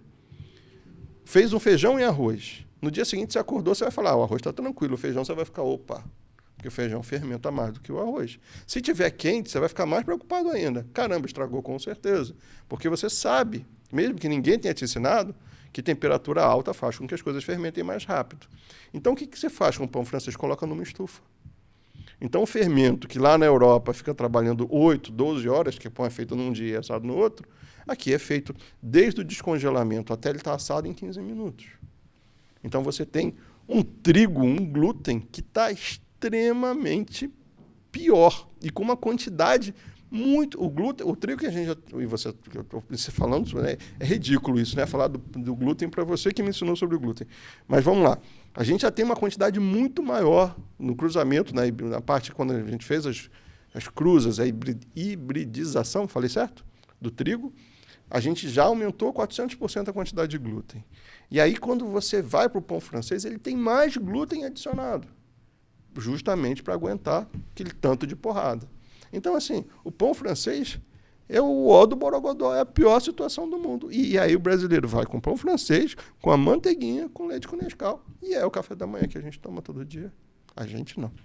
O pessoal fica doente. É assustador quando a gente ouve essas histórias, né, de como algo ruim pode ficar pior, né? Porque tudo pode ficar pior. E aí vem um ponto importante que no último podcast aqui a gente estava falando sobre álcool e eu era um psiquiatra que trabalha com dependência química, né? A gente comentou sobre a gliadorfina que tem nesse trigo, né? Porque as pessoas não se dão conta que elas não conseguem tirar o pão da vida por uma questão de dependência química. O pão gera uma dependência química a nível de receptor opioide. Eu sempre brinco, eu consigo tirar, possivelmente, eu não terei nenhum paciente que vai reclamar se eu tirar a lentilha da vida dele. Ele fala, tá, eu gosto, como, mas tudo bem, eu fico sem lentilha. Aí eu falo, olha, eu vou tirar de você, sei lá, a batata doce. Tá, eu gosto, mas tá, eu fico sem. Aí você tira o pão, por mais que você dê um substituto, o paciente em 15 dias ele chama a nutricionista da clínica e fala, me dá outra coisa, porque isso que tu me deu eu já enjoei. Ele não enjoou, ele está querendo que a outra coisa seja o pão, ele quer voltar a comer pão. Eu assim, e só complementando, eu acho que mais evidente ainda, assim como é o glúten, como o trigo vicia, é o leite com a caseomorfina. E aí as pessoas viram para mim e falaram assim, cara, eu não consigo tirar o leite. Eu fico sem... O leite do supermercado eu não compro. O creme de leite eu não compro. O leite mas o queijo não me tira o queijo. E aí tem a questão da caseomorfina. Então, assim, faz sentido. A pessoa é viciada, ela realmente é dependente. Tem que entender que é um processo... Entende, né? Ela fala, eu amo queijo. E se você fala que ama... Mas ninguém pode comer um negócio que termina com morfina e achar que tá tudo bem, né? É que eu consigo entender um pouco. Eu tento entender o paciente. Aí eu penso assim, cara, ele tá falando que ele ama o queijo. Tá. Vamos pensar que tipo de sentimento que ele tem pelo filho. Amor também. Então, primeiro que já é estranho, porque ele bota o queijo e o filho no mesmo nível de sentimento. Eu já acho estranho. Mas aí eu penso assim, tá, se ele ama o filho e eu falar para ele que eu vou separar ele do filho, o que tem? Dor. Vai vir uma dor, um sentimento horrível. Se ele tá achando que o que ele tem com o queijo é uma relação de amor, e eu vou separar os dois, ele sente uma dor visceral de ser tirado do queijo, né? Então, essas associações é que elas precisam ser ressignificadas. Porque senão dói. Uma vez, Samuel, a gente fez uma live, que no final da live você falou que foi uma baita lição aquilo, né? Que você falou, cara, não adianta, tem que se hidratar, tem que ter controle de estresse, tem que fazer exercício, tem que se alimentar bem, tem que tirar as coisas que estão te inflamando. Mas no final de tudo, você usou uma palavra auto-amor. Você falou, cara, você tem que fazer isso tudo pensando não no que você está perdendo, e sim no que você está ganhando. Cara, isso é libertador.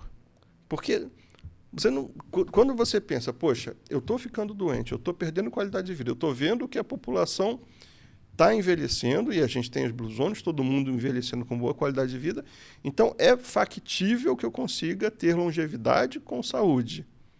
Então é o que eu estou ganhando. Não importa se eu amo, se eu vou ter que... Eu amo queijo, mas eu amo muito mais a vida. E eu quero ficar aqui. Eu quero ver meus netos, meus bisnetos. Eu não quero ir embora. Eu amo isso aqui. Muito mais do que eu amo queijo. Então, assim, é botar na balança e ver. Beleza, você tem mais apego ao que você está perdendo ou ao que você está ganhando? Porque o cara que fala isso, para mim, é o cara que fala, esse já desistiu da vida. Porque... É que mudar dói, né? Mudar dói. Mas tem que testar. Não, mas é que mudar dói para todos os lados. Quer ver? Ó? Se você... Vamos fazer uma historinha aqui. Ó. Você é um cara que ganha um salário mínimo, tá? E você, então, mora num bairro muito simples e você tem amigos no mesmo patamar que você. Aí, do nada, sei lá, descobre uma habilidade tua, você consegue desenvolver um pão maravilhoso sem trigo, uma super habilidade, aí contratam você, promove você, agora você ganha 50 mil por mês, que você virou o padeiro mais famoso do mundo. O que vai acontecer? A tua vida muda para melhor, em todos os aspectos. Vai doer. Ela melhorou, mas vai doer. Por quê? Porque você vai sentir falta do boteco que você tomava cervejinha com teus amigos lá na vila. Você vai sentir falta de algumas coisas. Então, todo o processo de mudança, para melhor ou para pior, ele sempre vai fazer doer. Só que, ao mesmo tempo, essa tua super promoção te trouxe um monte de coisa boa, que é o que você está falando. O que eu estou ganhando com isso? E o nosso cérebro, ele sempre tenta olhar o que ele está perdendo. O nosso não. O cérebro de quem consome glúten.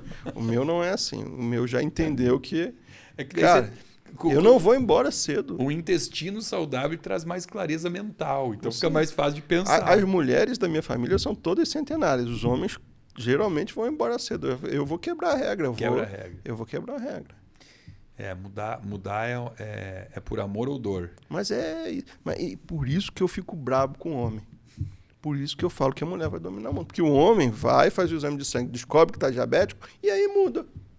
E aí, aí o amor... Aí muda? Aí não muda. sei aonde, porque nem assim muda. Eu vejo. O diabético, o que ele faz? Ele regula a insulina a depender do que ele come, que é uma coisa que eu nunca entendi. Porque assim, ao invés de fazer uma dieta bem hipoglicídica para usar pouca insulina, ele come o que ele quer, ele olha no aparelho quanto que a glicose foi e regula com a insulina. Isso é o que mais acontece. Mas e tem uma coisa que eu acho... E eu comecei a falar sobre isso recentemente, mas também aprendi isso com você, da relação da resistência insulínica com o glúten. Porque a gente também tem isso, né? Porque a gente... beleza, eu fui no médico, eu estou com a resistência insulínica aumentada, eu estou produzindo muita insulina, então eu vou tirar o açúcar, eu vou tirar o carboidrato, ou vou tirar o açúcar através do carboidrato. Mas ninguém associa isso a um processo inflamatório que às vezes está no leite, que às vezes está no glúten. E isso, assim, tem muita coisa para a gente aprender, tem muita coisa para a gente mudar. E isso é uma coisa que a minha turma repete o tempo todo, que é o conhecimento liberta. Quanto mais você estuda, sabe aquele filme Matrix, que tem um comprimidinho? É isso, você escolhe o comprimido que você quer tomar. Se você quiser entender, está aqui. Tem um monte de fonte segura na internet e tem milhões de artigos, que sempre vai ter um cara que vai falar assim... Contra. Não, me manda um artigo. Aí você manda o artigo, ele, não, esse artigo aqui não serve. Eu vi um outro. Aí você vai lá no Google Acadêmico, só que você colocar Alzheimer glúten, vem 350 mil artigos. Aí você pega um, manda, o cara fala, não, mas esse aqui não serve, porque foi uma amostragem. Então sempre vai ter a bengala. Aí você escolhe qual comprimido você quer. Você quer a realidade ou quer viver alienado, achando que tudo continua o mesmo, que o trigo é o mesmo, que o leite é o mesmo. Assim, seria hipocrisia da minha parte falar de leite, porque as pessoas que chegam para mim falando de leite, eu falo assim, Marcelo é vegano. Não, eu não sou vegano. Eu sou carnívoro. Eu gosto de carne. A Luana, a coisa mais deliciosa para da Luana é para perguntar para ela, é uma picanha. Então, assim, eu tiro o leite porque eu entendi que o leite está fazendo mal. Primeiro, porque o leite já não fazia sentido na minha vida, porque a panificação usa o leite para trazer mais gordura. Porque metade das receitas de pão levam leite. É para trazer gordura. Manteiga, né? Então, é ridículo. Basta você entender que o que eu estou tirando de característica na hora que eu estou criando uma receita e eu coloco leite, eu estou justamente trazendo mais maciez, trazendo mais gordura. Então, beleza, eu coloco água, eu coloco gordura, o problema está resolvido. Só que ninguém quer fazer isso. A pessoa quer, não, eu aprendi a fazer com leite, então vou fazer com leite. Aí tem que montar a história toda, explicar, beleza, olha isso aqui. Olha o que está acontecendo. Olha o tanto de problema que você está vivenciando hoje, que você, de repente, está passando anos e anos convivendo com isso, sócio da farmácia, comprando remedinho para remediar e não para curar o problema. E aí, quando você se dá conta disso, você tem que tomar a sua pílula. Qual que você vai querer? A pílula do que eu entendi e realmente isso não faz. Porque não adianta falar, poxa, mas o trigo começou a ficar ruim agora todo mundo, a dietinha da moda. Assim, que dietinha da moda? Eu venho de uma época, eu tenho 48 anos, eu venho de uma época que fumar era maneiro. Tinha pessoas que fumavam dentro de avião. Eu cheguei a pegar uma época, moleque, que as pessoas podiam fumar dentro do avião. Então, assim, coisas que já fizeram sentido não fazem mais sentido hoje, está tudo bem. E a gente aceitou isso. Mas a gente bate na tecla do glúten do leite. Por quê? Porque a gente quer insistir no problema. E aí é onde eu bato na tecla de testa, desgraçado, vai, testa. Depois você fala. Troço de dieta da moda. É que, na verdade, durante a história da nutrição, tiveram muitas dietas da moda. Sim. Né? E aí, só que o que acontece? Eu ouço isso, eu acho que eu bato nessa tecla aí há uns 10 anos, talvez, de tirar farinha, tirar o glúten e a caseína.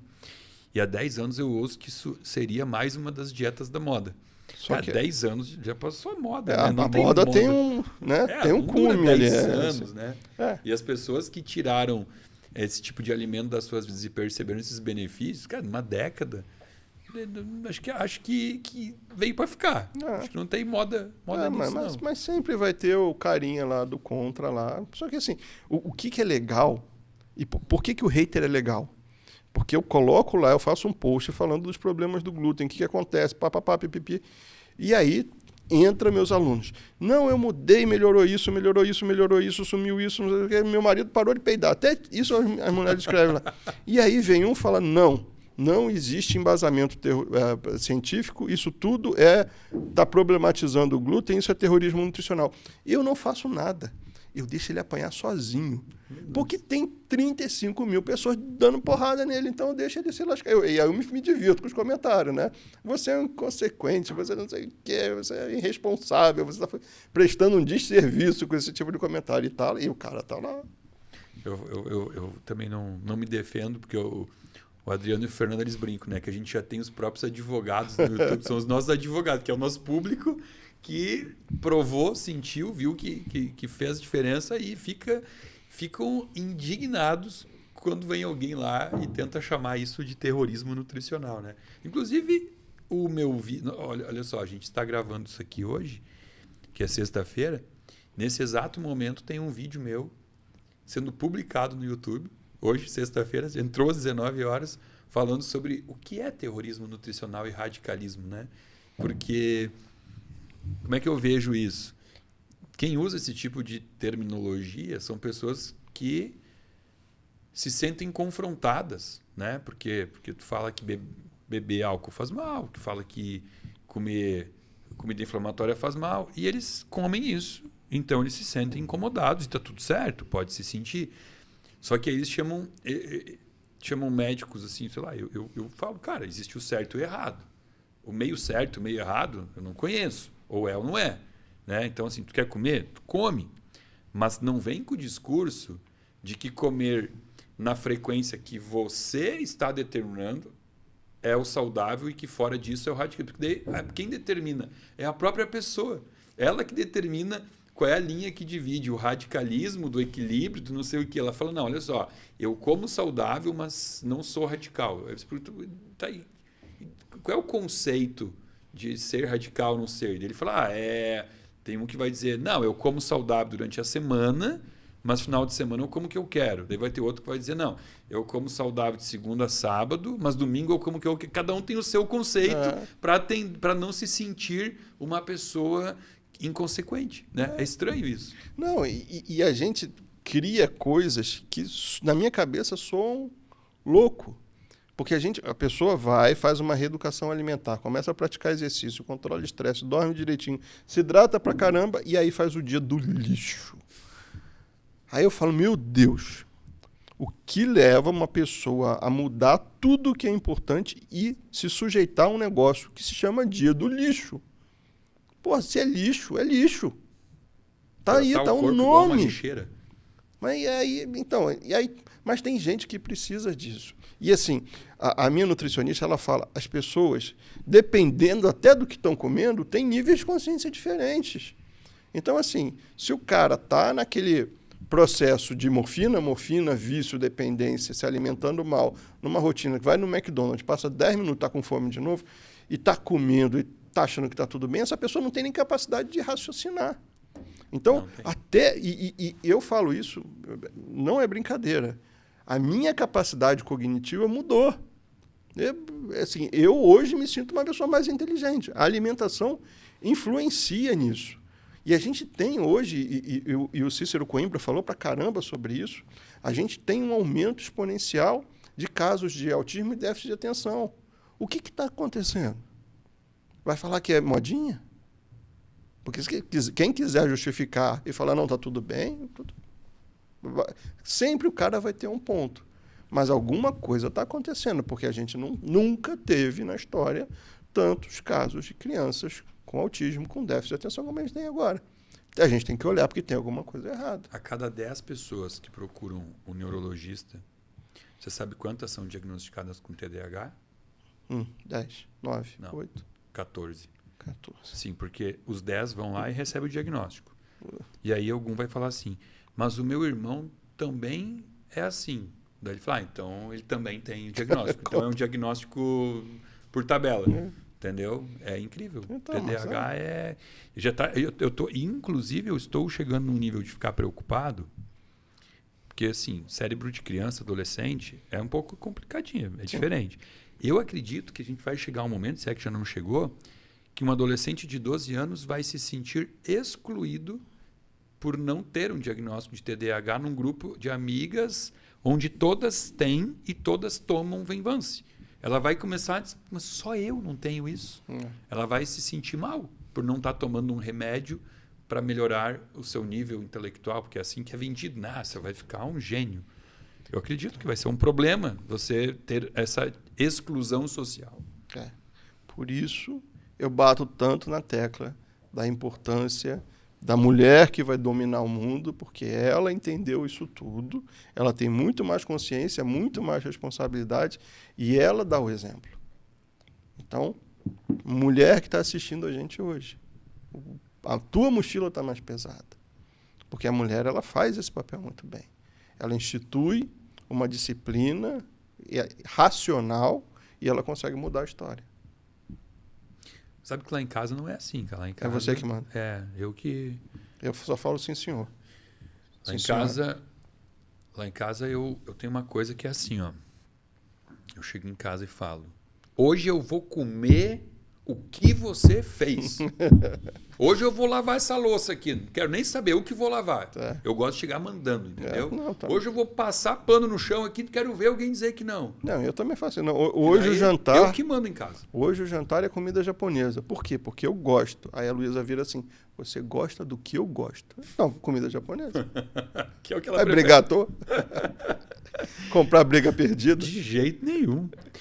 Ô Marcelão, você sabe que no finalzinho dos podcasts aqui a gente sempre tem aquela extensão de conhecimento, né? A gente pede para o nosso convidado sugerir um livro, um filme, para que as pessoas que aqui conosco tiveram hoje continuem lendo, continuem se informando. Filme sobre glúten eu sei que não vai ter, né? Aliás, ou tem? Tem alguma coisa sobre pão?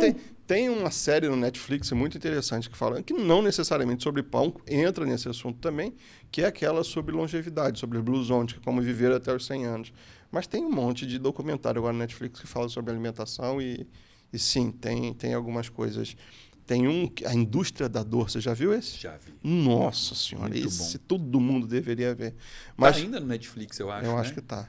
Então essa é a tua indicação de documentário, a Indústria da Dor. E livro, eu tenho alguns livros de cabeceira, né?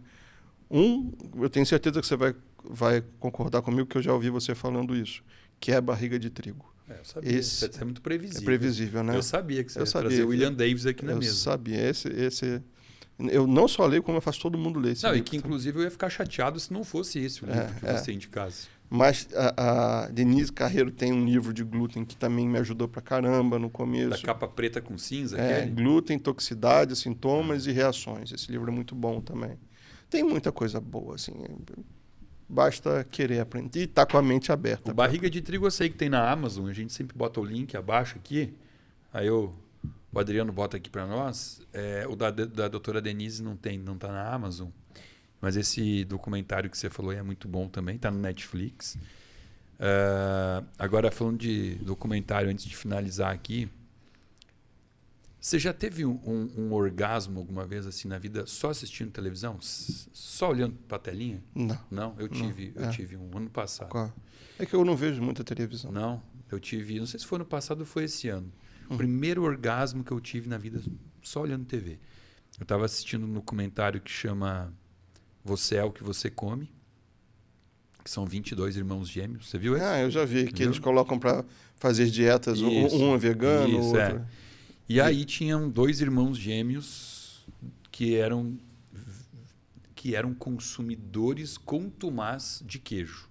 E aí um deles ia ter que parar de comer o queijo. E ele estava quase que entrando Eles em surto. vendiam queijo, né? Eles Trabalhavam tinham com queijo e eram consumidores. E aí uma cientista, não sei o que ela, uma pesquisadora, mas uma mulher extremamente renomada, ela disse algo lá. Ela disse assim, então, acontece que o queijo, como a gente falou aqui antes, né, ele contém a beta-casomorfina 7, que gera uma sensação dopaminérgica a nível de córtex gustativo, traz uma sensação muito parecida com de algumas drogas e faz você sentir um prazer que leva você a ouvir isso. Quando eu vi aquilo, eu tive um orgasmo. Eu falei, eu não acredito. Abraçou a televisão. Eu não acredito que eu estou ouvindo isso no Netflix, uma pessoa... Porque quem é o Samuel Dalelast, lá de Caxias do Sul, um médicozinho, falando, isso é louco, diz que vicia. Quando eu vi isso num documentário, uma pessoa PhD, com título falando isso. Então, assim, os documentários do Netflix, muitas vezes, são bons, né, para elucidar, para trazer informação. E esse que você trouxe é maravilhoso. A indústria da dor, meu único conselho é não assistir de noite, que depois você não dorme. É verdade, é um terrorismo aqui. Aquele é brabo. Ô Marcelão, eu sei de toda a manobra que você fez para ficar aqui hoje conosco até o final. Sei que que você tinha um voo para partir de São Paulo, inclusive, durante esse episódio. Sei que a tua esposa vai estar te esperando com um cabo de vassoura no Rio de Janeiro. Mas, cara, obrigado. Eu tenho certeza que você será elogiado aqui, que você será aplaudido, que esse nosso podcast vai ser espalhado, as pessoas vão compartilhar, vão botar nos grupos de família. Eu espero que depois disso esse teu número de alunos cresça para pelo menos 40 mil, assim, que mais 5 mil pessoas queiram se tornarem teus alunos. E não para você ganhar mais dinheiro, que eu sei que você já nem está precisando mais, porque as pessoas vão estar ganhando mais saúde. Cadê a edição? As pessoas vão estar precisando de mais saúde e você hoje é um disseminador, né? Um porta-voz da panificação sem glúten, do pão saudável. Não precisa parar de comer pão, né? Comer com moderação, não se entupir de carboidrato e comer um pão que não vai agredir as suas vilosidades intestinais. Então, gratidão por ter ficado aqui hoje. Obrigado. Para mim foi muito importante esse podcast. Eu queria gravar há muito tempo contigo e foi maravilhoso. Foi leve, como eu achei que fosse ser um bate-papo entre amigos. Não tem glúten, é leve, né? Não é pesado, exatamente. Gratidão, cara. Obrigado. Eu que agradeço. E desejo para você assim todo o sucesso do mundo, porque o que você faz hoje, a tua missão, teu Ikigai, é algo que quanto mais sucesso você tiver na vida, mais saúde o mundo terá. Então, desejo de coração que você atinja aí logo 100 mil alunos e que essas pessoas sejam disseminadoras. Talvez que esses teus alunos montem padarias. Já tem um monte por aí. Né? Já tem um monte por aí. Obrigado, cara, de coração. Eu que agradeço pelo convite. Honrado demais, feliz demais de estar aqui hoje. E bom voo para você amanhã. Obrigado. Para voltar para o Rio de Janeiro. E voltaremos num próximo podcast, sendo sempre nosso convidado. Obrigado pelo presente. Ganhei 2 discos de vinil. Vai buscar lá, Alan. Aqui, ó, tá aqui, ó.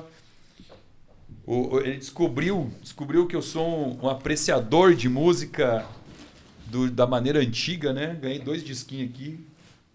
Ó, vai comigo. Passarinho verde chamado Adriano. Ele falou, vai comigo. Aqui, ó, vai comigo na mala. Vou botar na mala hoje, que amanhã de manhã eu já estou voltando para Porto Alegre. Então, obrigado até pela gentileza aqui, sensibilidade de querer trazer algo que é hoje o meu maior hobby da vida, música. E música mexe com a alma, né? Muito bom. E você de casa aí, se quiser, depois eu vou botar meu endereço aqui, se quiser mandar um disco para... Não, brincadeira.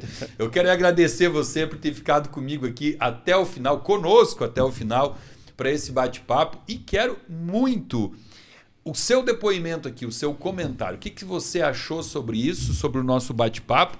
E mais do que isso, se você que nos ouviu já fez esse teste de tirar o trigo da sua vida e percebeu alguma coisa, deixa seu depoimento aqui para ajudar essa rede de depoimentos a crescer. Gratidão ao pessoal da Aqualive, né? Não posso mostrar aqui água, acabou a água.